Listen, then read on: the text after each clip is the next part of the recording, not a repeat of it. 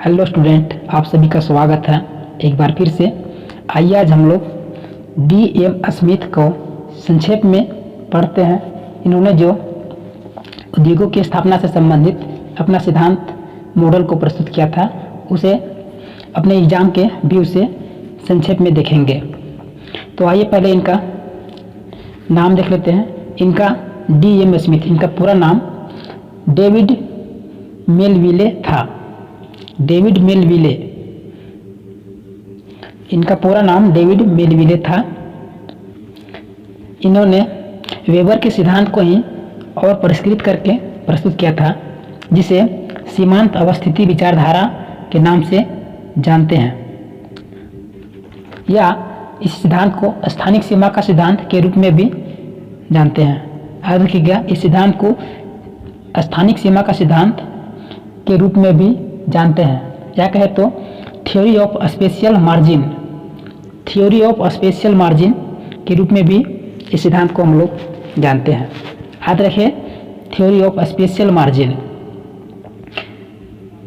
आइए आगे देखते हैं।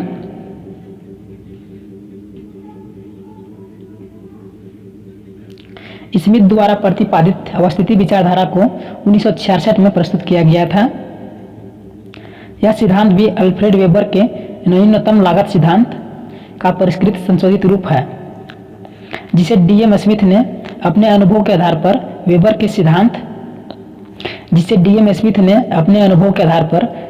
के सिद्धांत न्यूनतम लागत सिद्धांत में कुछ सुधार करके सीमांत अवस्थिति विचारधारा के नाम से प्रस्तुत किया। याद रखें, इसे ही थ्योरी ऑफ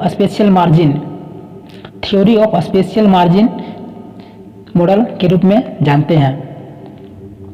आइए अब आगे देखते हैं।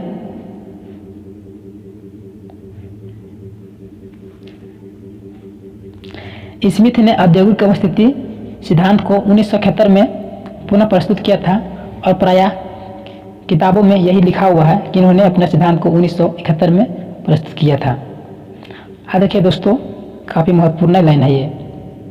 अब देखिए आगे देखते हैं।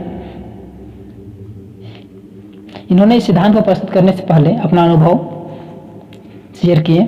इन्होंने यह देखते हुए कि औद्योगिक फार्मों को शायद ही कभी कम से कम लागत वाले स्थान पर पाया जाता है। LTC दोस्तों इसका होता है लागत, कम से कम लागत वाले स्थान पर पाया जाता है, क्योंकि उद्यमियों को लागत और राजस्व का सही ज्ञान नहीं। दोस्तों, इनका स्थानिक सीमा का सिद्धांत अर्थात theory of spatial margin model को प्रस्तुत करने का जो इनका कारण था, वही कारण था कि इन्होंने यह गौर किया या अनुभव किया कि औद्योगिक फार्मों को शायद ही कभी कम से कम लागत वाले स्थान पर पाया जाता है। दूसरा, उद्यमियों को लागत और राजस्व का सही ज्ञान नहीं होता है। इसके अलावा लोग हमेशा किसी भी मामले में आर्थिक रूप से तर्कसंगत तरीके से कार्य नहीं करते हैं, जबकि किसी दिए गए कम लागत वाले स्थान के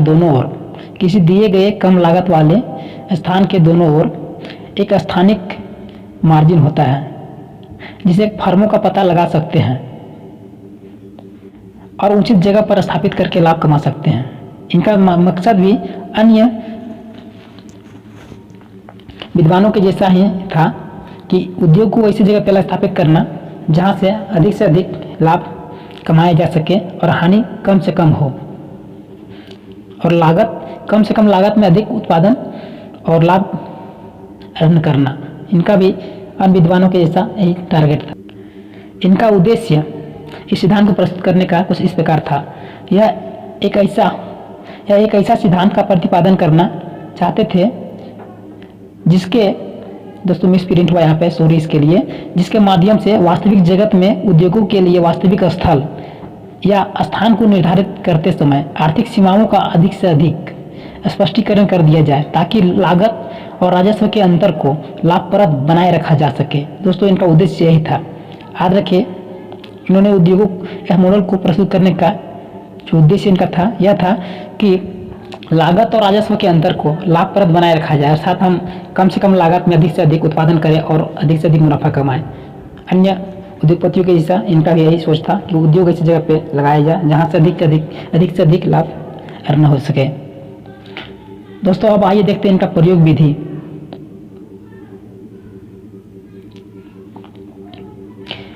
प्रयोग विधि में आइए देखते हैं। इन्होंने अपने सिद्धांत को पूरा करने के लिए ग्राफिक तकनीक का प्रयोग किया। आज के दोस्तों इन्होंने भी वेबर लॉस के जैसा ग्राफिक तकनीक का प्रयोग किया, जिसके लिए इन्होंने दो रेखाओं का प्रयोग किया। पहला रेखा था लागत आइसोपलेट रेखा और दूसरा था कॉस्ट कंटूर रेखा। इन्होंने यह दो महत्वपूर्ण रेखाओं का प्रयोग किया, जिसे हम लोग लागत आइसोपलेट रेखा के रूप में भी जानते हैं। दोस्तों लागत आइसोपलेट रेखा यह समान लागत के स्थानों को दिखाने वाली रेखा होती है। कहने का मतलब है दोस्तों, इनका जो रेखा बनाया इन्होंने कहीं पे इस तरह से, कहीं इस तरह से होते हुए दिखाया गया है। अर्थात कहने का मतलब है कि किसी किसी जगह पे इनका जो लागत होगा वो हाई होगा, ज़्यादा अधिक होगा, कहीं कहीं और अधिक होगा तो कहीं कम होगा। तो इन्हीं को इन्होंने अपने ग्राफ के माध्यम से लागत और स्थानिक आय दो वक्रों के माध्यम से बताने का प्रयास किया था कि उद्योग एक्चुअली में किस जगह पे सर्वाधिक लाभदायक होगा। देखिए दोस्तों, लागत कंटूर रेखा दोस्तों उन सभी परिव्ययों का योग है जो एक फर्म किसी क्षेत्र में कहीं भी अनुभव कर सकता है। यह रेखा भी दोस्तों उन परिव्ययों का सर जितना एक प्लांट के एक फैक्ट्री को लगाने में जितना भी खर्च होगा, माल लेने से उत्पादन करने से परिवहन करने तक का, उन सब का यह योग जो होगा, उस रेखा को इन्होंने लागत कंटूर रेखा के रूप में माना। और इसी रेखा को स्थानिक आय वक्र के रूप में भी हम लोग देखते हैं, जानते हैं। तो स्पष्ट है दोस्तों, लागत कंटूर रेखा को ही स्थानिक आय वक्र कहते हैं, जो उन सभी परिव्ययों का योग है जिसमें उत्पादन, फैक्ट्री के स्थापना करने और उसे परिवहन माल को उत्पादन करने के बाद बेचने से संबंधित सभी तरह का जो लागत होगा उसे इन्होंने इस रेखा के माध्यम से प्रस्तुत किया था। आइसोपलित रेखा का उपयोग कुल कम लागत वाली जगह से विचलन के प्रभाव का अध्ययन करने के लिए किया जाता है। जैसा कि अभी हमने बताया दोस्तों कि आइसोपलित रेखा का प्रयोग हम लोग उत्पादन के साधनों को एकत्रित करने तथा उत्पादन प्रक्रिया में व्यय को प्रदर्शित करने के लिए किया जाता है। अर्थात किस किस स्थान पे कितने कितने लागत लगेगा उसी को प्रदर्शित करने के लिए इन्होंने आइसोपलित रेखा का प्रयोग किया था। जिस तरह से वेबर ने आइसोटापिन रेखा का प्रयोग किया था, ठीक उसी तरह से इन्होंने आइसोपलित रेखा को लागत आइसोपलित रेखा के रूप में प्रयोग किया। आइसोपलित रेखा क्या होता है दोस्तों की, आइसोपलित रेखा का उपयोग कुल कम लागत वाली जगह से विचलन के प्रभाव का अध्ययन करने के लिए किया जाता है। जिस तरह से वेबर महोदय ने आइसोटापिन रेखा का उपयोग किया था, उसी के जगह पर स्मिथ महोदय ने लागत आइसोपलित रेखा का प्रयोग किया। इसे कुल लागत रेखा या कुल स्थानिक वक्र भी कहते हैं। दोस्तों इस फिगर को हम अपने सरल भाषा में आसान रूप से बताने का कोशिश करेंगे। इससे पहले किसी में आगे और देख लेते हैं।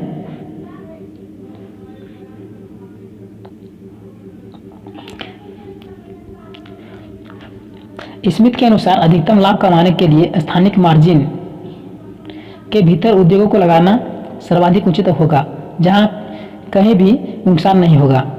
स्मिथ ने इन स्थानिक मार्जिन के सापेक्ष 3 स्थानों पर विचार किया, जिसे उपरोक्त ग्राफ में दिखाया गया है। दोस्तों इसे अभी जैसे हमने बताया कि इन्होंने 2 रेखाओं को प्रयोग किया, एक था कुल लागत रेखा और दूसरा था कुल आय वाली रेखा। एक रेखा को इन्होंने कुल लागत रेखा के रूप में प्रस्तुत किया और दूसरा को कुल आय के रूप में। और इस तरह का जो ग्राफ बनेगा दोस्तों, ये शेड बनेगा, इस जगह को इन्होंने उद्योगों के लिए उपयुक्त स्थल बताया।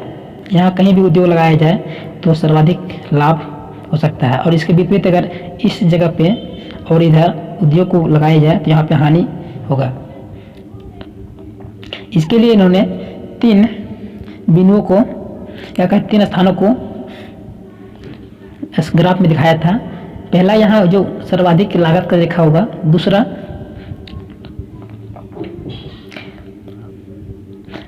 मार्जिन रेखा होगा, जो इसे M1 और M के रूप में इन्होंने दिखाया था।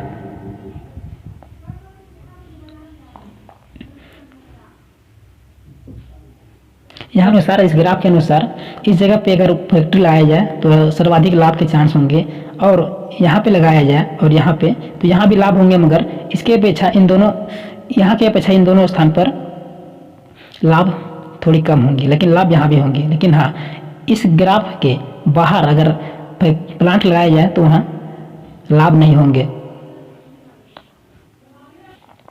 इन्होंने जो 3 ग्राफ बनाए हैं, उन्होंने पहला ग्राफ में परिवर्तनीय लागत और निरंतर बिक्री होने पर लाभप्रदता के स्थानिक मार्जिन को दर्शाया गया है। दूसरा ग्राफ में परिवर्तनीय लागत और निरंतर बिक्री होने पर लाभदायक स्थान का ग्राफीय प्रतिनिधित्व किया गया है। और तीसरा ग्राफ में परिवर्तनीय लागत और परिवर्तनीय बिक्री पर आधारित उचित स्थान को दिखाया गया है। स्थानिक लागत वक्र और दूसरा था इनका स्थानिक आय वक्र। इन 2 रेखाओं की ढाल प्रवणता जितनी अधिक होगी, उद्योग की स्थापना की सीमाएं उतनी ही अधिक संकुचित होगी। दोस्तों, इसे मैं अभी एक्सप्लेन करेंगे। यह स्थिति तभी आ सकती है जब आय और लागत में स्थानिक भिन्नता अधिक हो जाए। देखिए दोस्तों, इसे मैं समझाता हूँ अभी। देखिए, कहने का मतलब है दोस्तों, स्थानिक लागत वक्र और स्थानिक आय वक्र, अर्थात यह जो रेखा हो गया स्थानिक लागत वक्र और यह हो गया स्थानिक आय वक्र। इनका कहने का मतलब है निष्कर्ष कि यह इनका कहने का मतलब है ये दोनों रेखाएं अर्थात ये दोनों वक्र जितना है इनका ढाल अधिक होगा, उद्योग का जो जगह होगा लगाने का वह उतना ही अधिक संकुचित होता जाएगा। अर्थात अगर यह रेखा इस तरफ ज़्यादा ढालू होगा, कर्व होगा, तो जाहिर सी बात है इनका जो स्थान बनेगा वो कम जगह पे आएगा। लेकिन अगर यदि ये दोनों रेखाएं का वक्र अत्यंत कम हो अर्थात इस तरह का हो, तो जाहिर सी बात है उद्योग को लगाने का जो जगह होगा काफ़ी बड़ा एरिया में आएगा। और हाँ, अगर यदि इन दोनों का जो कर्व है वो काफ़ी अधिक होगा तो जगह बनेगा फैक्ट्री लगाने के लिए वो कम जगह पे आएगा। यही इनका निष्कर्ष था। तो दोस्तों, हमें उम्मीद है आप समझ गए होंगे इनके इस मॉडल को। डेविड स्मिथ का जो मॉडल था उसे इनका मेन मकसद यह था बताना कि उद्योग के लिए स्थानिक स्थान को चिन्हित करना जो सर्वाधिक लाभदायक हो। दोस्तों, यह मेरा कुछ इंट्रोडक्शन रहा है। दोस्तों, आप हमारे टेलीग्राम चैनल पर जिसका नाम है net JRF UPSC geography join कर सकते हैं। वहाँ आपको हमारे सभी वीडियो का PDF बिल्कुल फ्री में दिया जाता है। आप वहाँ करके इसे देख सकते हैं। इसका लिंक है दोस्तों, यह इस पर आप ज़रूर क्लिक करें। और दोस्तों, हमारा चैनल को आप लोग सब्सक्राइब जरूर करें, जिसका नाम है city of geography Manoj Kumar.